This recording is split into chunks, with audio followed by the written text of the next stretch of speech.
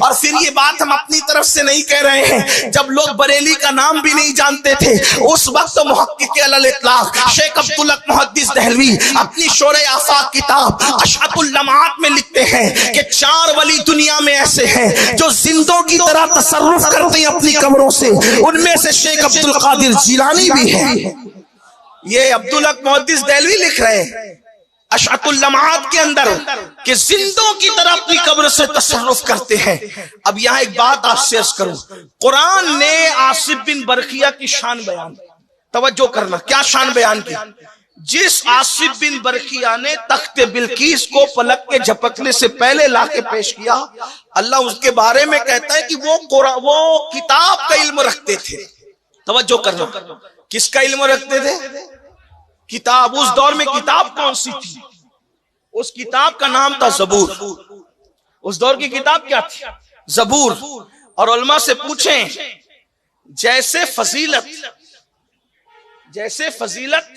نبوت کی ہے ویسے فضیلت ان پر نازل ہونے والی کتابوں کی۔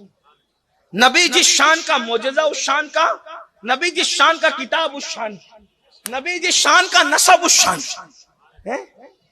آپ دیکھیں، غور فرمائیں، توجہ کریں، قرآن کہتا ہے آصف نے، حالانکہ ان کا نام نہیں لیا لیکن تفسیر میں نام موجود ہے، آصف بن برقیہ نے جو تخت بلقیس لا کر کے دیا تو ان کو علم کس کا تھا؟ کتاب کا، مطلب زبور کا۔ جس کو علم زبور ہو، بلکہ یوں کہہ لیں میرے ذوق کے مطابق، جس کو علم زبور پر عبور ہو، جس کو علم زبور پر عبور ہو، وہ بلقیس کا تخت پلک کے جھپکتے لا سکتا ہے۔ اب جس غوث اعظم کے لیے ہم یہ عقیدہ رکھتے ہیں کہ ہم ان کو مدد کے لیے پکارے تو وہ روحانی طور پر مدد کر سکتے ہیں، وہاں زبور کی بات نہیں ہے، وہاں تو قرآن کی بات ہے۔ اب قرآن پر کیا عبور ہے ان کو؟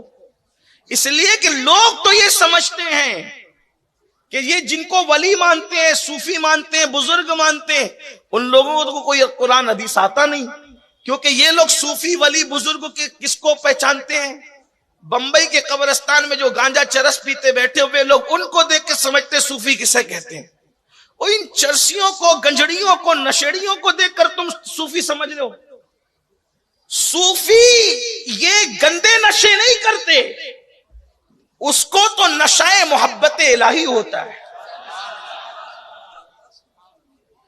آپ لوگوں کو حالات ہی بدل گئے، حالات بدل گئے، لوگ آج کے دور کو دیکھ کر کے قیاس کر رہے ہیں۔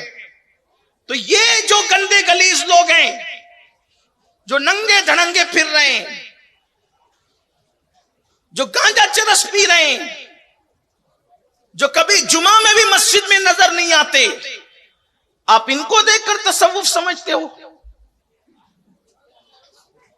کہ جن کو کلمہ بھی صحیح طریقے سے پڑھنا نہیں آتا، عورتوں سے پیر دبوائیں، عورتوں سے مصافحہ کریں، شریعت کی دھجیاں اڑائیں، اور پھر میری قوم کہے کہ بڑے پہنچے ہوئے بزرگ۔ یاد رکھنا، جاہل کو جب تم اپنا دوست نہیں بناتے تو جاہل کو اللہ اپنا دوست کیسے بنائے گا؟ میں لوگوں سے کہتا ہوں، لوگ برا بھی لگتا ہے لوگوں کو، لیکن لگا کرے کیا؟ جب تو جاہل کو اپنی بیٹی نہیں دے سکتا، جاہل کو تو اپنی بیٹی نہیں دیتا تو جاہلوں کو اللہ اپنی ولایت کیسے دے گا؟ جب چرسیوں کو، بھنگڑیوں کو تو اپنی بیٹی نہیں دیتا تو اللہ ان کو اپنی ولایت کیسے دے گا؟ ولایت کے لیے تو بڑے سلیکٹڈ لوگ ہوتے ہیں، بڑے چنے ہوئے لوگ ہوتے ہیں۔ ہر نمازی بھی ولی نہیں ہوتا، ہر تہجد گزار بھی ولی نہیں ہوتا، ہر عالم بھی ولی نہیں ہوتا، ہر مفتی اور محدث بھی ولی نہیں ہوتا، ہر نیک بندہ بھی ولی نہیں ہوتا۔ ولایت کے لیے ایک معیار ہے اور بہت بلند معیار ہے، بلکہ حضور شیخ عبد القادر جیلانی غوث پاک خود فرماتے ہیں، جب تک انسان میں 12 صفتیں پیدا نہ ہو جائے اس وقت تک وہ ولی نہیں ہو سکتا۔ آج تو ولایتیں بندے بانٹ رہے، مرید بانٹ رہے، اسٹیجوں سے بٹ رہی ہے، جلسوں میں بٹ رہی ہے، یہ ولی، یہ ولی، یہ ولی۔